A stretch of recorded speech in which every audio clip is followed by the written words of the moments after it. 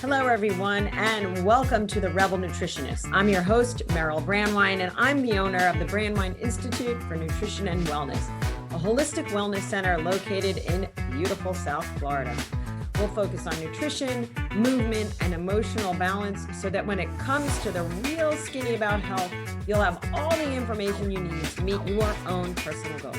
We're excited to show you the way to long-term, healthy living. So let's dive in and get started. Hey everyone, welcome back to the Rebel Nutritionist podcast. I have with me none other than the infamous Shari Coltune, who has been on our podcast before. And I'm so excited we're doing video because you'll get to see how much fun we have, because we have so much fun when we talk. But today we are talking about boundaries, setting boundaries, understanding what they are. Shari has been working with us as an integral part of our team. She's a life coach. She is a boundaries coach. She is a fill in the blank coach, shadow coach, jack of all trades coach. Helps us all here get our act together, coach. And obviously, I mean, we love working together. We love bringing topics to you that are really at the forefront of understanding, like, self-care and really learning how to take care of yourself, which is part of self-care, but communicate and speak to yourself and really pump yourself up, right? Working on self-esteem. I mean, I've talked about it before. I spent a year working with Shari after I got divorced. She sort of picked me up out of the ashes.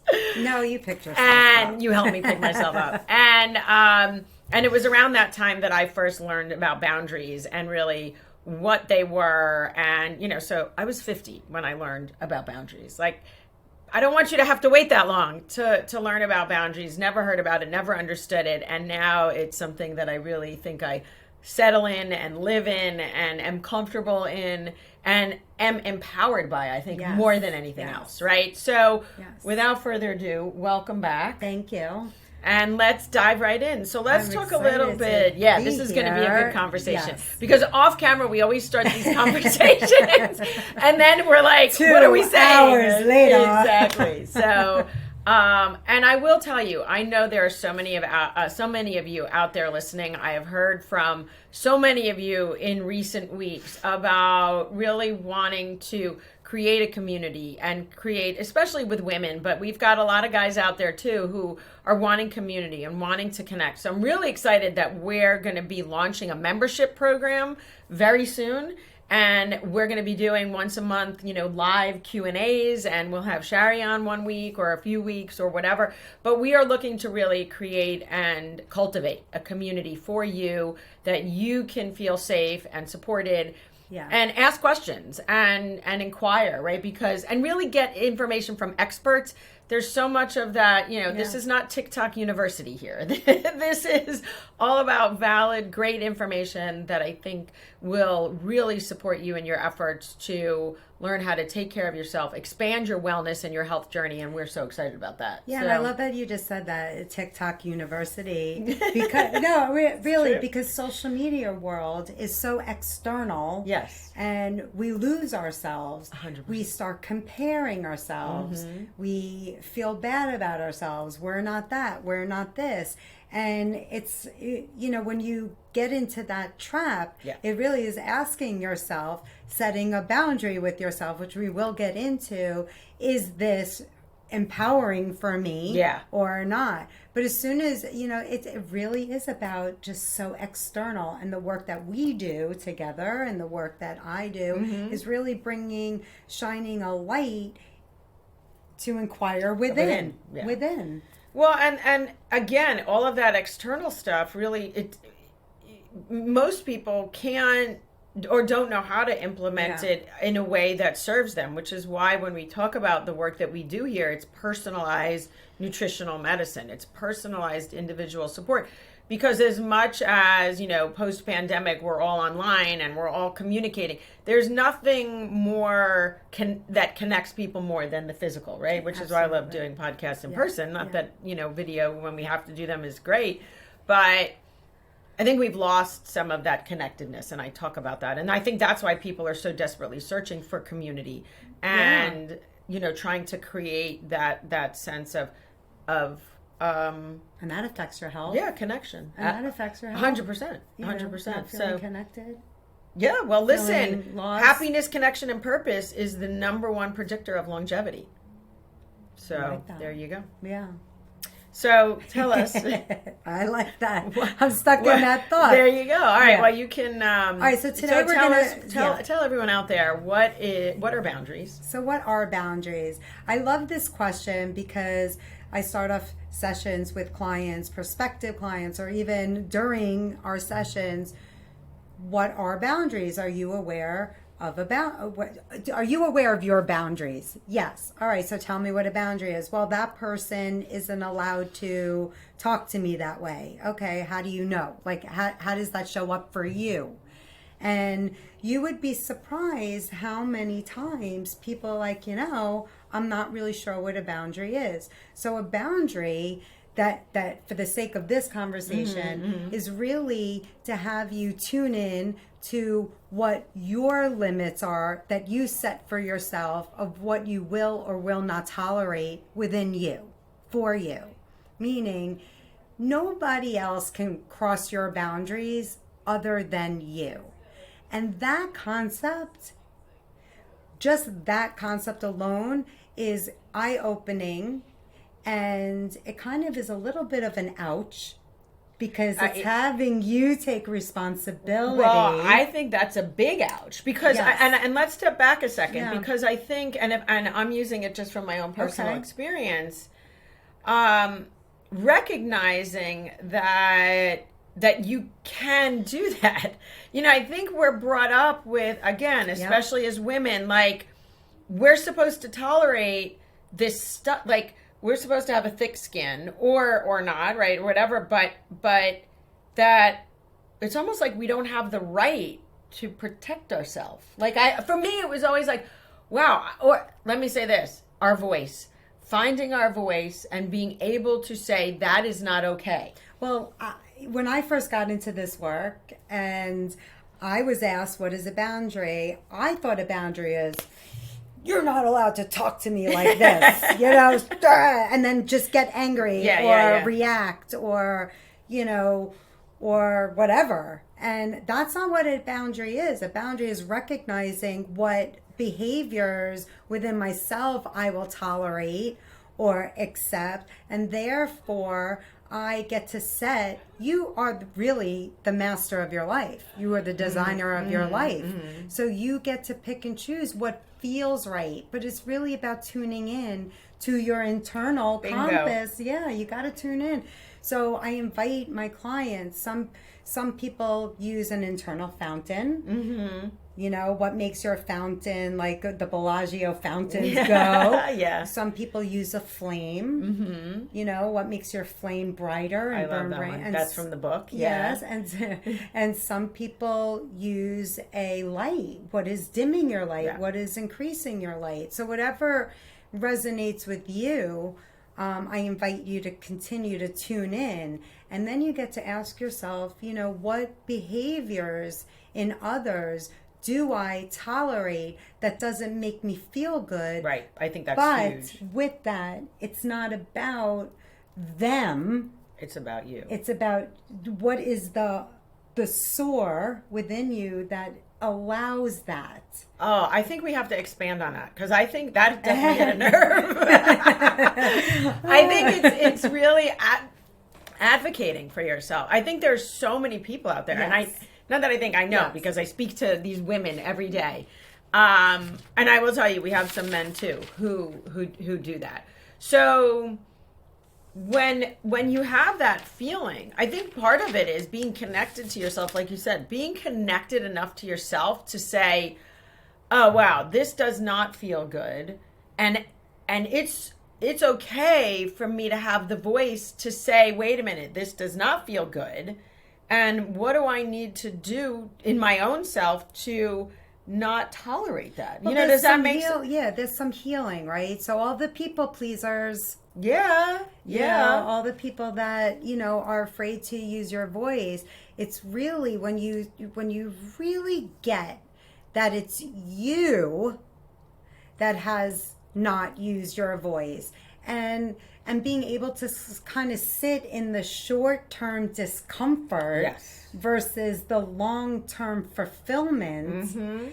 And it is a process. You know, I do this. I do this. You know, I do this boundary coaching modality that's 13 weeks, and each week will build upon themselves, and you'll be able to tune in. And you know, towards the end, I give you a script, an actual script to use, and then it'll become second nature. Right. So I guess so let's kind of break some of that down so people can start to use some of that. You know, in terms of here are some tools that we can use to support the people. So for example, and again, if we go into so we've defined what a boundary is, but really what and I think part of the first step is you knowing where you are crossing your own line. So So let's just say you have a boundary. You say to yourself, I am not gonna, once 10 o'clock comes around, I'm off social media. Oh, I'm sorry. Face forward. Once, 10 o'clock, you set a time, I'm not going to go on social media anymore. I'm going to shut down my phone. And then 10:05 comes and you pick up your phone.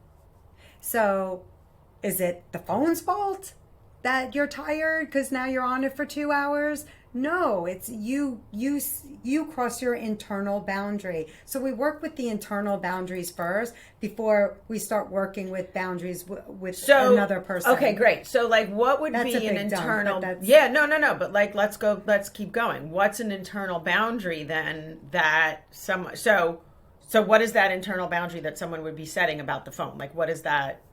Well, it could be, I mean, there's a couple of reasons. They want to go to sleep early. They want to, feel rested in the morning. So in order to feel rested, I need to turn off my phone and if that resonates with you. Well, right, or some of that, right? Or I don't want my mind to be cluttered with bad things or whatever that is, right? But what I'm saying is we are starting, in order to start to really cultivate boundaries, the internal boundaries, we're looking at, it's like you said, the behaviors, the self-care behaviors that we need to start to implement. And I was just going to bring that up, self-care behaviors, morning routines, evening routines. What is the purpose of that? The purpose of that is to really allow yourself time to decompress, to come home to yourself and at night. And that's why setting certain boundaries and understanding what boundaries are important, non-negotiable boundaries. Right. There's some boundaries that, I would like, but it's not that important if I don't do. It's not that important. So do you create like a hierarchy? Because there's a pyramid. We go through this pyramid. Okay. And in the pyramid, you discover, if I say I want to be off social media at 10, but 10:30, it's okay. It's a little fluid. Okay. Okay. And then there's and then there's hard boundaries. Got it. Because what we talk about, right, and part of the pillars of health, and when we have clients, it's self-care. And so many people aren't doing self-care. I have no time. I don't even know what that is. Usually it's the time thing. Everybody's busy running, and I don't have time. And part of healing your body, part of the work, the healing the mind, healing the body, is setting that boundary for yourself of, I need self-care. But you got to go slow, because your nervous system is not used to you focusing on you. Oh, that's a good point. And so if you start to set these hard boundaries, the hard line boundaries, your nervous system is going to run for the hills, and then you're going to sabotage yourself. So when you work with me, I go very slow, because I am very in tune to somebody's nervous system, and it's important to really define what is a fluid one and get to know yourself and get to know your body. Yeah. And then your body's going to cue you for more, you know? And then, but what happens is sometimes people think that a boundary is so external, right? Well, if that person was nicer, if that person was more respectful, if that, my boss, my friends, my spouse, my da da da da da, but it's not about the external. Right. The outer world is just reflecting what needs attention within. So can we give people an example of what that would look like? Have you noticed at times you experience a trigger?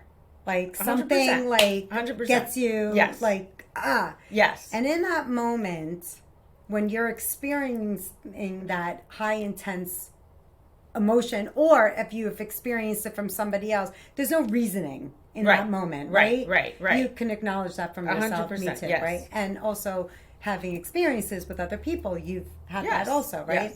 Yes. You cannot reason with that. So there needs to be that a few minutes of like cool down. A cool down. There has to be a cool down. Some people aren't able to do that in the moment. Okay. But in that moment, there's an internal boundary that could be overstepped. Meaning, so I'll give you an example.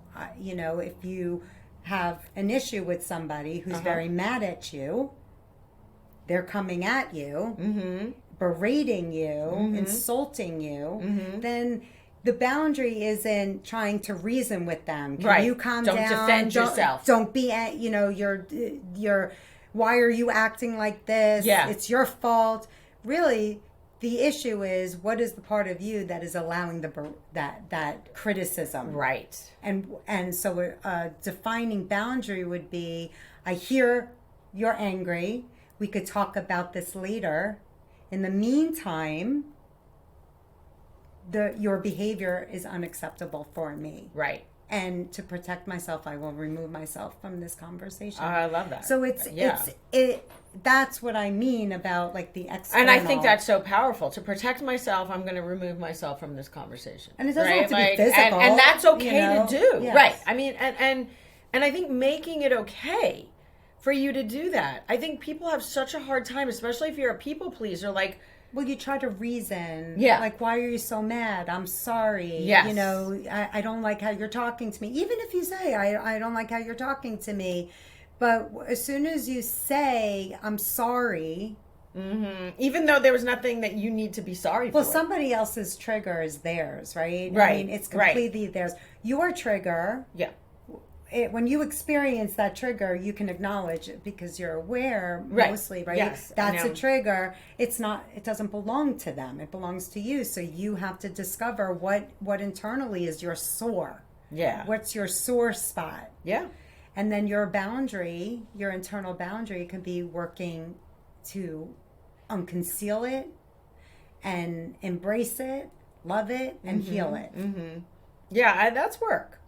I think that's work. Yes, and I have clients that have said to me, "Oh my God, I didn't realize that this is work." And I go, "But you keep coming back because you're experiencing the liberation of the healing." 100%. I remember. So, Nancy's. I read Nancy Levin's book. Setting Boundaries Will Set You Free. I know you've done that work. That's the work that you write. That's the work that you do. Yes.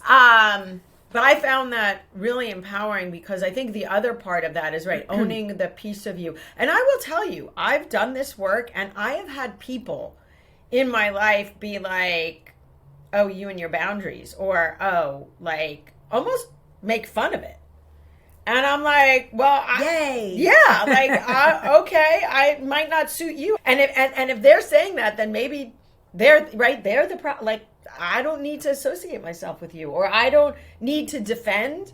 I am not going to defend my boundaries so it makes you okay. But in the beginning, Meryl, when you were setting your boundaries, you had to sit in the discomfort. Oh, yeah. Well, because I had to figure out how what does this feel like? Like, why are you what? Yeah. Are you really my friend if you're going to sit and say, Yeah. I don't believe in your boundaries? Or then basically saying, I don't respect you and I have no room for that. You know what I'm saying? Well, yes. It's just about being able to sit in being able to sit in somebody else's discomfort. Yeah. Right? Because that's how you move your internal needle. Yeah. Right? Yeah. And so true. and some people are when they're threatened by it, I think. Well, boundaries are they're intricate. Yeah. Because it has you looking. So yesterday I had a client. It was so fascinating.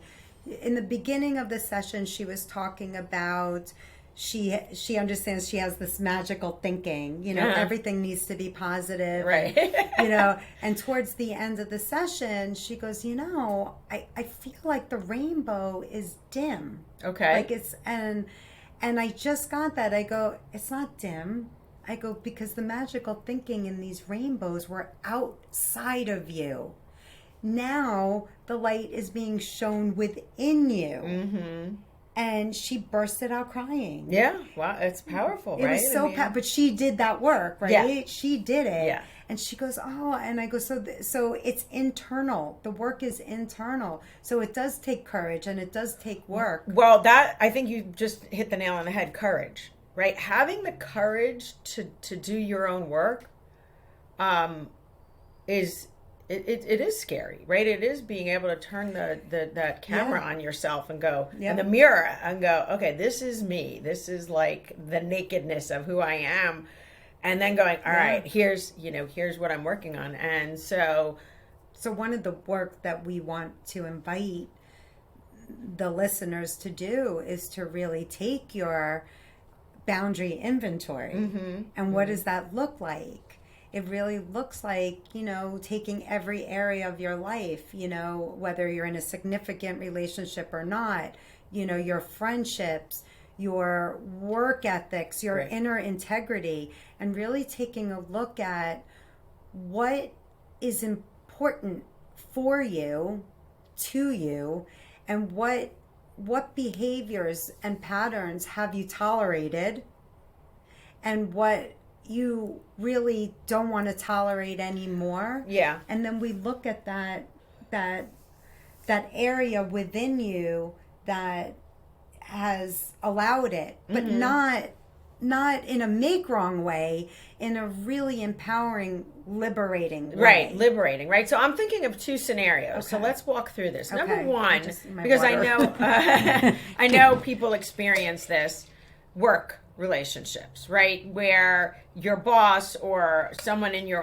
coworker talks down to you or speaks nastily, in a nasty way, and so, I mean, some people, there's a fear if they stand up for themselves, they're going to get fired.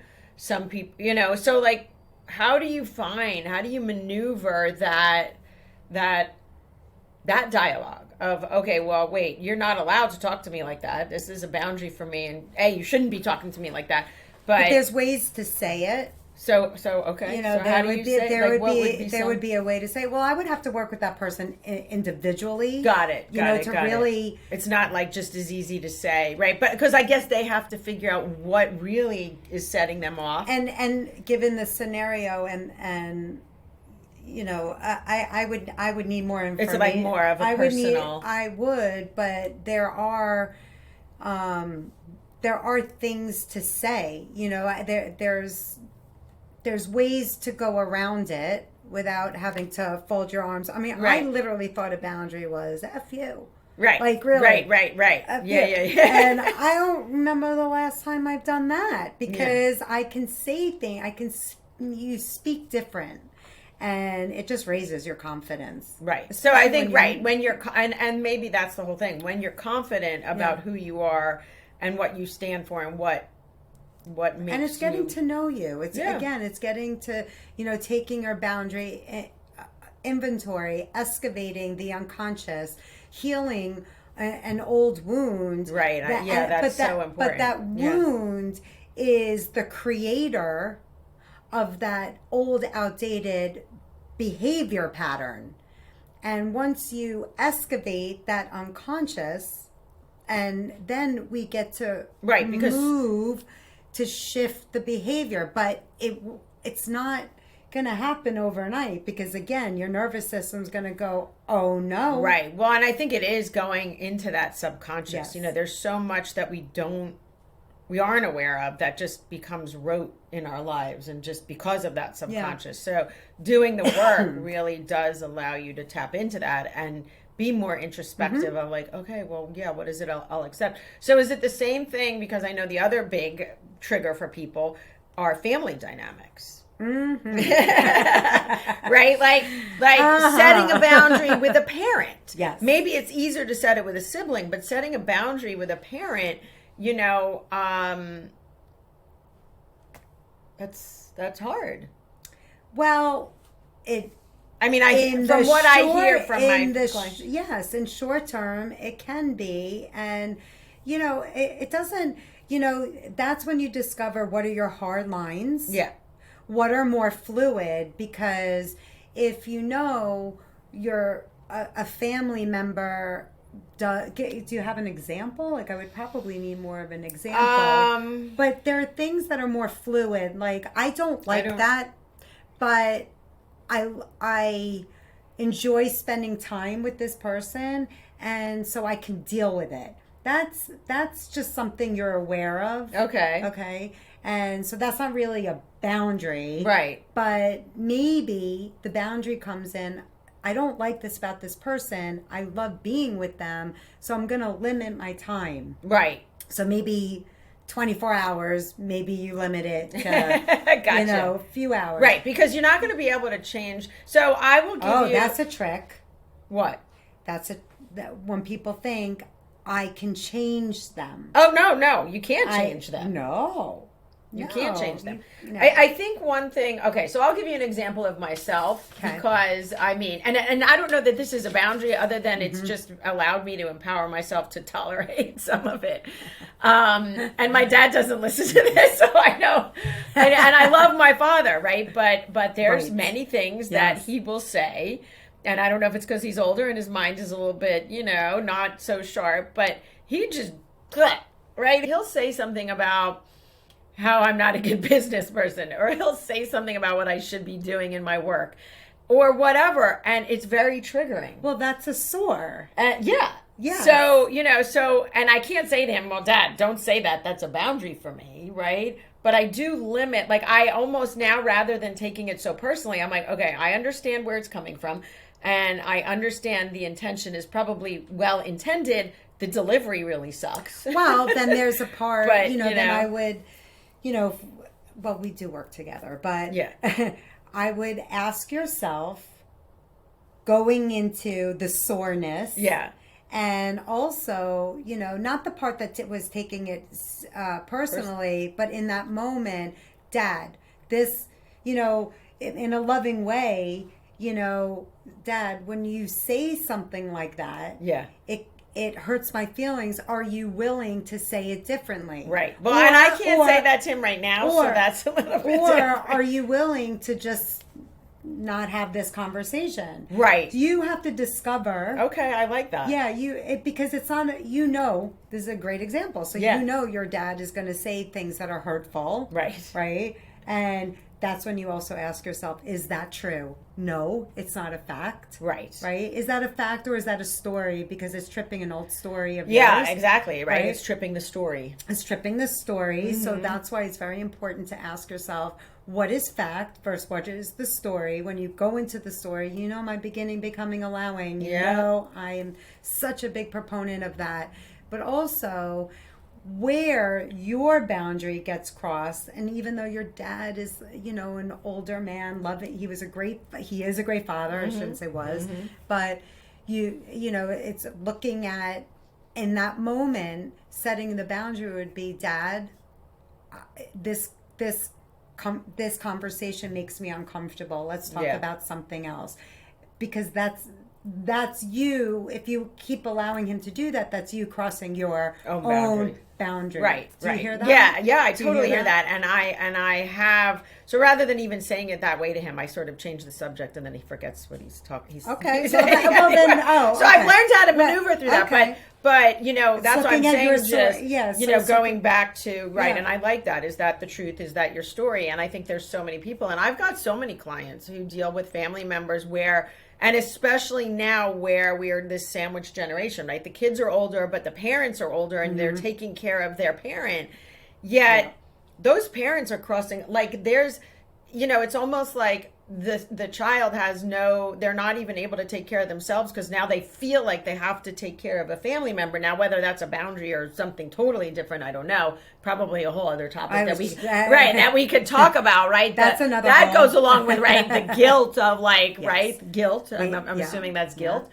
So that's not necessarily boundary. So let's go back to it kind of is. Is it? Yeah, because guilt is an opening. Okay. And guilt is almost what's the word I'm looking for? It's like it's the interpretation. Okay. Okay. So it's the result of. Okay. Or the lack of result of. So setting the boundary of what came before that. Right. What sets off that guilty feeling could be a boundary within yourself. You got to shine the light inward, to see what that is. So I'm glad you brought that up. Yeah, I mean, and because I know there's, I'm just trying to think of scenarios where I know people are struggling, right? People are struggling with this stuff. Politics. Don't care what side you're on. Right. But politics. You're with a loved one. Yeah. And that person is not aligned with you. Right. So a boundary is, when we're together, there is no politics. If you start to talk politics, I will remove myself. Are you willing to spend time with me and not talk politics? Yeah, and I had that happen to me. So So but that's how. It's not saying to that person, you're not pointing a finger at that person, saying, I told you not to talk politics. You always talk politics. You don't know what you're talking about. You don't have to go there.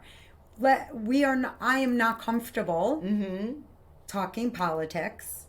Are you willing to not talk politics? And if you are, I will need, in order to take care of me, I will need to remove myself, or whatever that is for you. You can but say it's really, your boundary is shining the light on you and discovering what you will and will not tolerate, what you will and will not accept. And that's the gift. That's how you really are a designer of your life.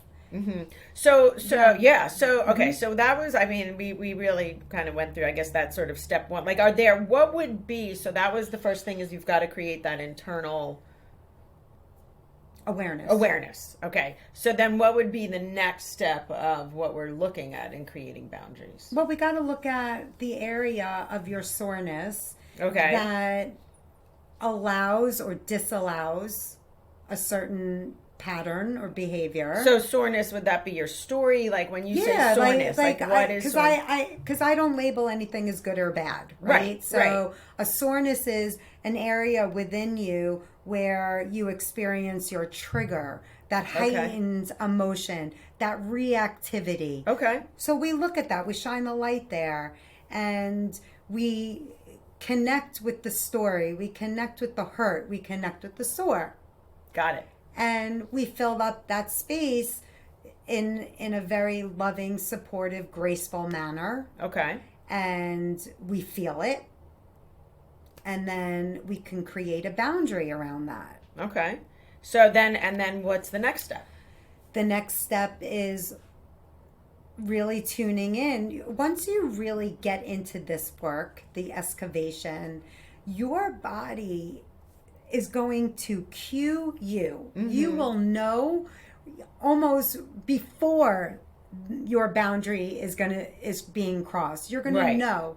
So that's why good nutrition, because this work, yes, it takes courage and it takes work, and it's magnificent and healing and creates such balance. So the nutritional piece, the self-care piece is important, because as you do this work, healing, connecting to these sore spots, you're going to want to take extra good care of yourself.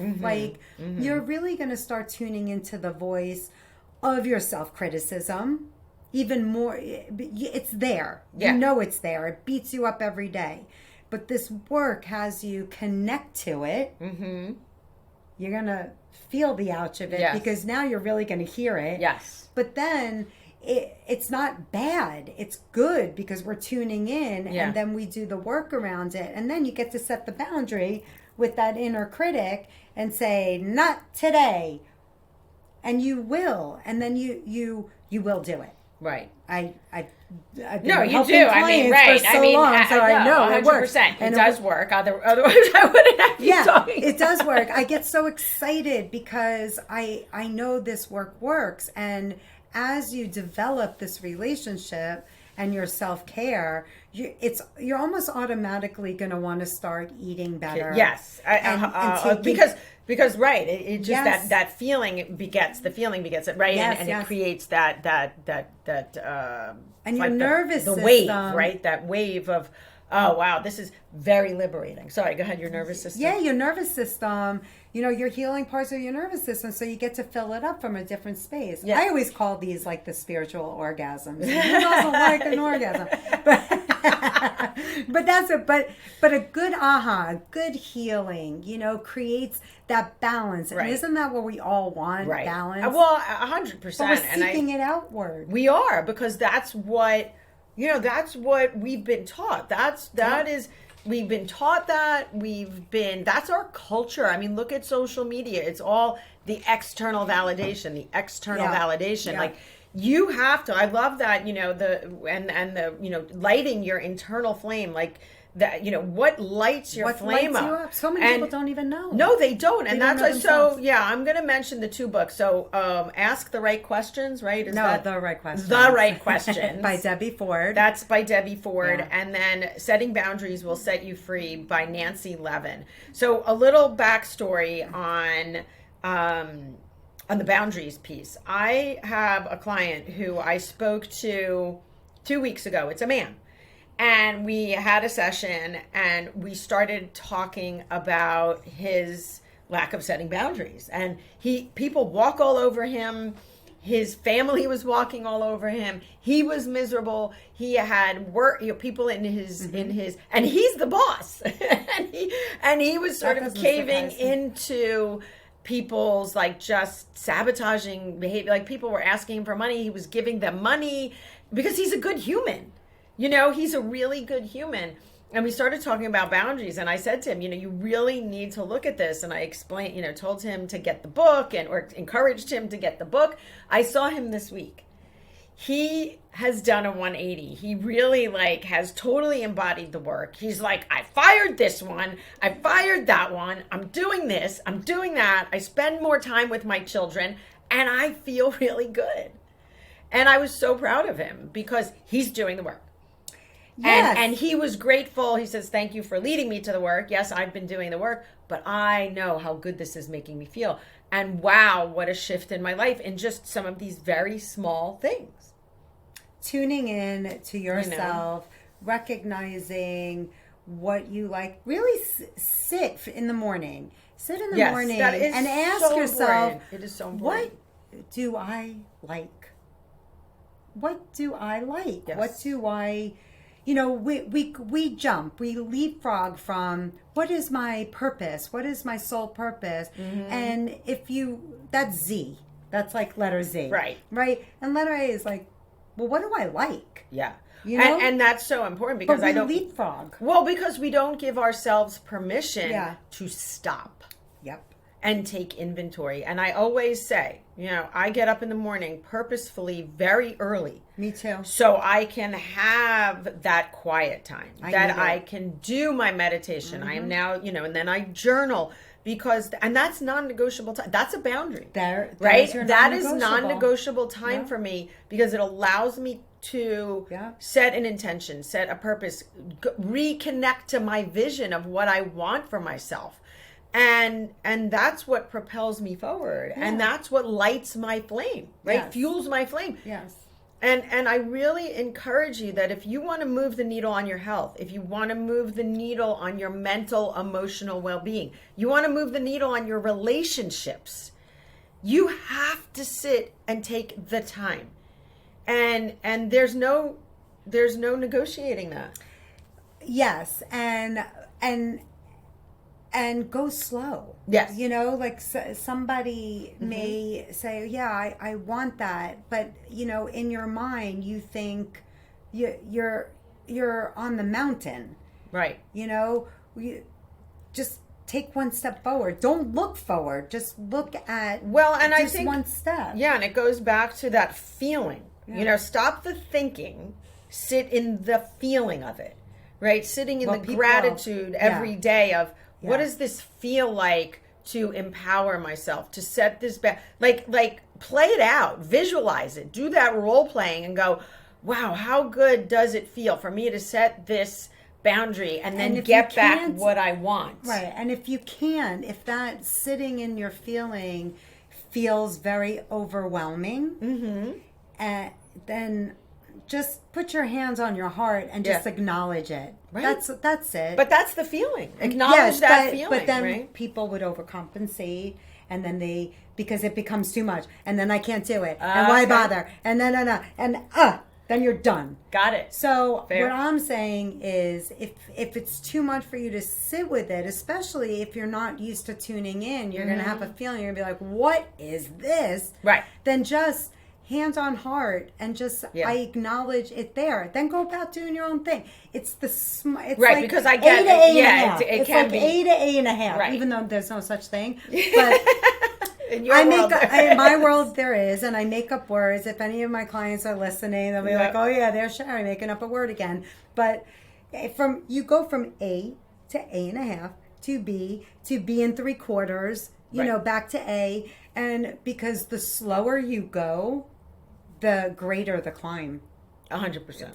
For somebody who is just beginning. Yes. The slower you go, the greater the climb. Because I think for a lot of people, sitting in that feeling is overwhelming. Well, especially if they spent their whole life doing for others, people pleasing, and not understanding what a boundary is. Right, or not even tuning into their own feelings. Yeah, so this, especially I'm the allowed empty nesters, to the people that are empty nesters, and they definitely, a lot of them don't know themselves. So this is just it's just fertile ground for you to be the designer of your life, and it's so possible. So possible. It's 100% possible. Speaking from personal experience. Yeah. So, okay. So what else? Anything else that we have to cover in the boundary conversation?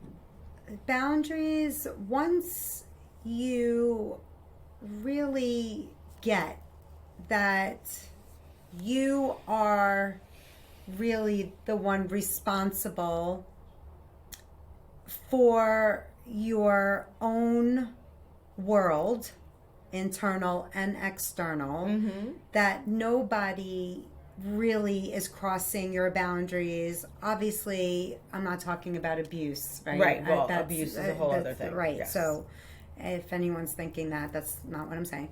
But it's really, once you get that and you just work to shine, even if it's like a tiny little flashlight, the shadow of the light's going to get bigger. Right. And it's so possible. Yes. I mean, I laugh at myself when I think what I used to think a boundary was. You're right. Like, I literally laugh. And I'm like, it was so cute because you're like, I like this, right? F you and yelling and this, and I'm like, oh my God, it's like that's. I don't even remember the last time I did that. Yeah. You know? Yeah. So it's just, it's so possible. Yes. And I do, 100% agree with that. So when you said accept abuse, I'm assuming, obviously we're talking about physical abuse, but mental, emotional abuse I'm along those lines I'm too. talking all abuse. Oh, okay. No, I'm sorry. Your body doesn't know the difference. No, right, between a physical and a mental. So right, but you're saying it's different in terms of if someone is experiencing, because I know many clients who have experienced verbal abuse. They've got that trauma from maybe it was a spouse, maybe it's a parent, maybe it's a sibling. Is that a whole other conversation and boundary setting, or can they start to do some of this? I feel like some of them have just been so beaten down that they accept it because it's, I don't know, it's... Well, it is a bigger conversation. I would need more. That's more of a personal, yeah. But what I can say is that, we are here to hold that space for you, and we get to excavate and look at the part of yourself that has got lost in that rabbit hole, if you would, for lack of a better word. And then once we work in that sore, it's a sore spot, right? I don't know, it resonates with me, the soreness of it. Then there's ways to maneuver through that. It is very personal. So I didn't mean to corner you. No, I don't feel cornered at all. I want people to know that there is there's a light at the end of the tunnel for that, for sure, and there's help and there's support. But it's still a part of you, that we need to look at, that would have you heal that, so that it doesn't, you won't experience it the same.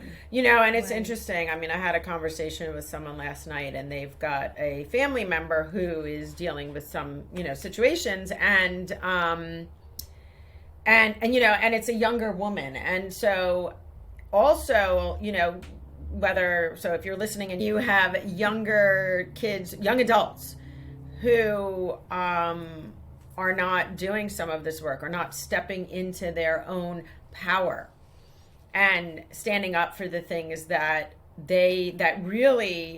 resonate with them in terms of learning their own. I think young adults, when you're in your 20s and 25 and 30, and you're trying to kind of cultivate a partnership, you're looking for marriage, I feel like a lot of, especially women, settle because they're anxious to get into a relationship, they're anxious to have a family there, and yet they undermine their own personal values, and they don't stand up for their own selves or set boundaries because of either lack of confidence, or there's fear there, whatever. I think this is a workshop in the making, but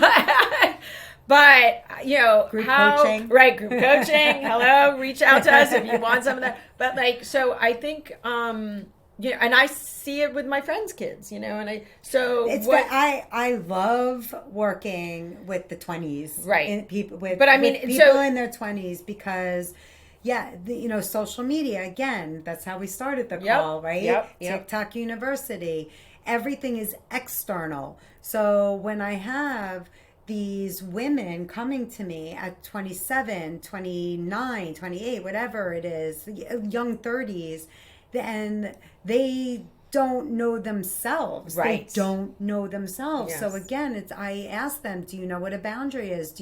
How are you with your emotions? Oh, I'm fine. I'm like so positive. I'm this and that. Yeah, but how are you? Yeah, oh, I get so reactive. If you're listening and you're a mom of a kid who's 20, go get them these books. Seriously, it's just, or working, Yeah, well, obviously, course, yes. But it's important to know that it's so external. Yes. That, we have to shine big, bright lights on ourselves. Into that generation, because they've never experienced, especially, I don't want to go down a different rabbit hole, but because I could, but these well, kids, we have a few minutes. Well, no, but you know, these kids, you know, they, you know, everyone lost 2 years or a year or whatever, right? A year, or 6 months, whatever. No, it was. I think they lost 2 years. I mean, I think we all sort of so whatever it was. So These kids, you know, they lost connection. Mm-hmm. So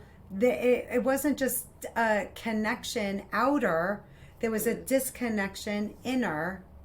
And that's what people are experiencing. Yeah, you know? The rate of anxiety. And so the I level love of to work with the you know, the 20s, because there's still that's a generation that sort of got lost in that whole shuffle and the anxiety and the depression and what we're seeing is just awful. And I tell all my clients, you know, that no matter how old you are, you can make the rest of your life the best of your life. So I have a client, I just got a new client. She's great, and she's 55, and her goal is, she called me because her goal is to take responsibility for her life at 55.